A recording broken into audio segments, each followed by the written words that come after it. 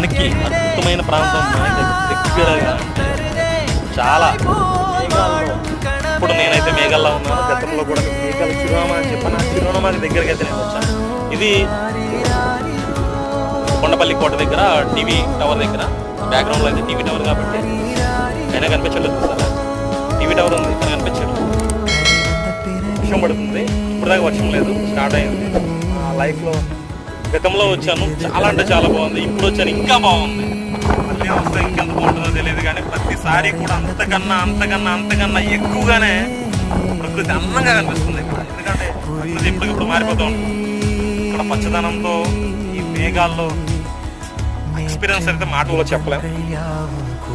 ఒక్క మాటలో ఇంత బాగుందని అయితే చెప్పలేం. చూసారుగా ఏమీ కనిపించింది కాదు. గతంలో అంతా కూడా పక్కన అంతా కూడా పచ్చగా